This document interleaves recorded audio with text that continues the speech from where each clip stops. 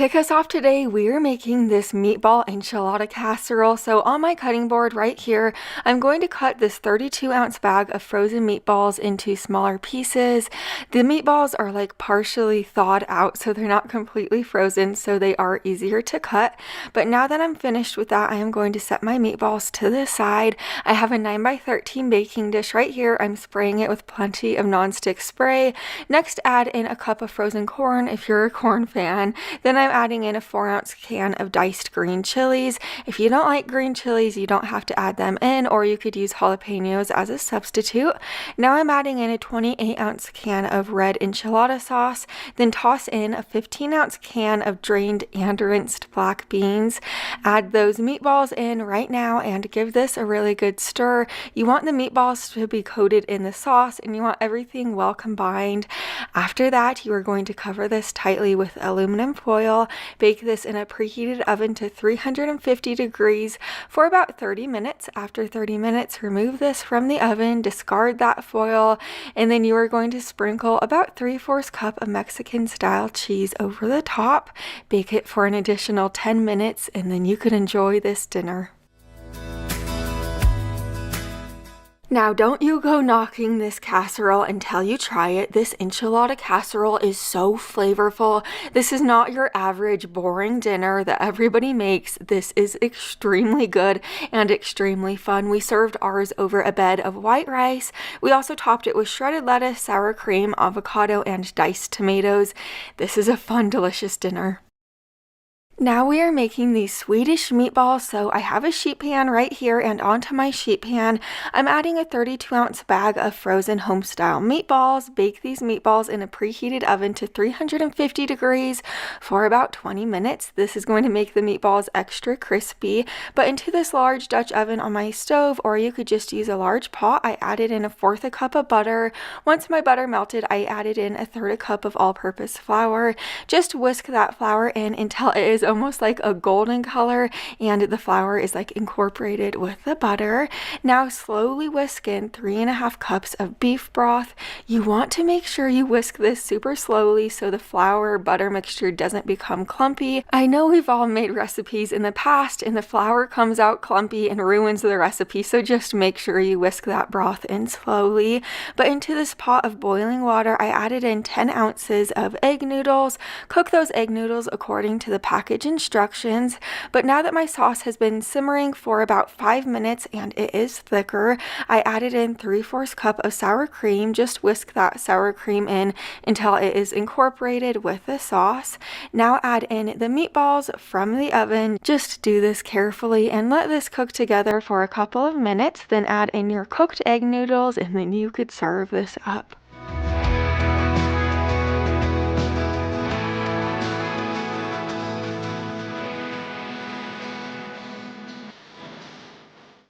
Here's what dinner looks like for this night. That sauce is so rich, creamy, and delicious for the Swedish meatballs. It really is super good.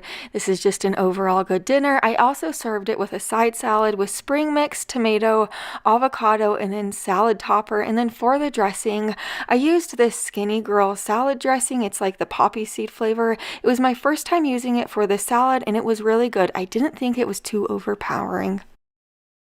Now we're making this meatball pasta bake. So I have a 9x13 baking dish right here. I'm spraying it with a nonstick spray. Now add in a 16-ounce bag of rotini pasta. This is uncooked pasta. Just add it right into your baking dish. Next, add in a 24-ounce jar of marinara sauce. You could use like fancy marinara sauce, really any type of marinara sauce you could use. Then add in 3 cups of water, then 16 ounces of frozen Italian style meatballs. Add in 2 teaspoons of Italian seasoning, and then about 3/4 cup of mozzarella cheese. Give this a stir, get everything coated in the water and the sauce, and then cover this tightly with foil. Bake this in a preheated oven to 425 degrees for about 25 minutes. After that cooking time is up, just remove the foil, give it a good stir, then sprinkle a cup of mozzarella cheese on the top. Bake this for an additional 15 minutes.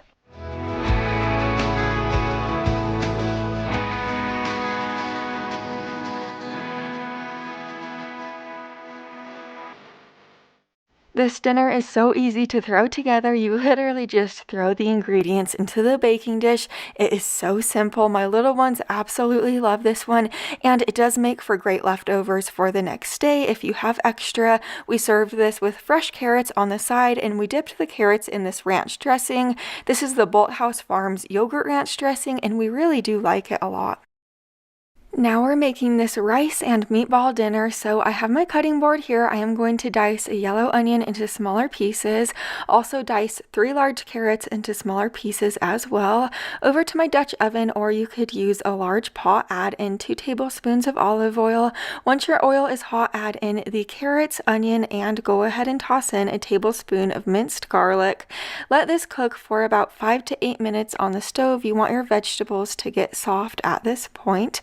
Once your vegetables are soft, add in a 32-ounce bag of frozen home-style meatballs. You could use any brand or any type of frozen meatballs that you like for this recipe though. Just cook your meatballs on a higher heat for a couple of minutes until they are kind of like browned on the outside. This is going to give the meatballs added flavor. Now add in a 1.5 cups of uncooked white rice, followed by 3.5 cups of beef broth, a teaspoon of salt, half a teaspoon of pepper, a teaspoon of onion powder, a teaspoon of dried rosemary, then a half a teaspoon of dried thyme. This is really flavorful and good. Last thing I'm adding in is 1 cup of frozen peas. Give this a stir. Let this simmer on your stove covered for about 20 minutes. You do want to make sure you stir it occasionally while it's simmering. And then once the rice is tender, you could serve this up. But while it is cooking, if you do think it needs a little bit more broth, just add more broth in until your rice is tender. Here's what my plate of food looks like. We topped ours with a little bit of mozzarella cheese. This dinner is so unique and delicious. This is another one of those dinners that isn't your typical boring dinner. This is absolutely delicious, and if you make a lot of it, you could always freeze the extras and reheat it for a later date. Now we are making these sweet and sour meatballs, so we're going to get started on the cornstarch slurry first. This is going to help thicken up the sauce. It's 2 tablespoons of cornstarch with 1/4 cup of pineapple juice. Whisk it well until it is combined. Now over to the pan on my stove, I'm going to add in 2 cups of pineapple juice. This is going to be like the sweet and sour sauce now. Next, add in 1/2 cup of brown sugar, then 1/4 cup of ketchup, a tablespoon of soy sauce, then 1/2 cup of rice vinegar. Give this a really good stir and let this come up to a simmer. Once this does start to simmer, add in the cornstarch slurry and then add in the 32-ounce bag of frozen home-style meatballs. Bring this up to a simmer, and while this is coming up to a simmer, over to my Instant Pot. I'm going to get started on my Instant Pot white rice. This is like my favorite white rice ever. It is on page 53 in my cookbook, and it's in the sides and appetizers section. I love this section of my cookbook. If you have my cookbook, definitely look in this section for some yummy meals. But into my Instant Pot, I'm adding in a tablespoon of olive oil. Next, a cup of uncooked rinsed jasmine rice, or you could use regular white rice. Then 1.5 cups of cold water, and then a dash of salt and pepper. Put the lid on top and press the rice button, then press start and let your rice cook. Now I'm going to dice up a yellow bell pepper and a red bell pepper.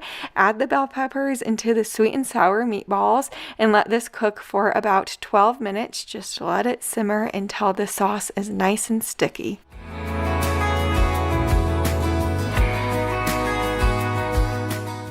Here's what my Instant Pot rice looks like once it is done cooking. If you have my cookbook, you will see where you could add in like taco seasoning to kind of like give the rice like a taco flavor, or Italian seasoning to give it Italian flavor.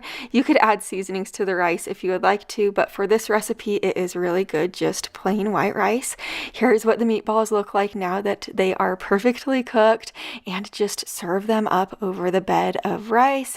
And here is what my plate of food looks like. We topped ours with a little bit of green onions and some sesame seeds. If you want to top this with pineapple chunks, you could also do that. That would be so good. The sauce for this recipe is so good. I could basically just swim in it or drink it. It really is that delicious and divine. You really need to try these sweet and sour meatballs. You won't be disappointed.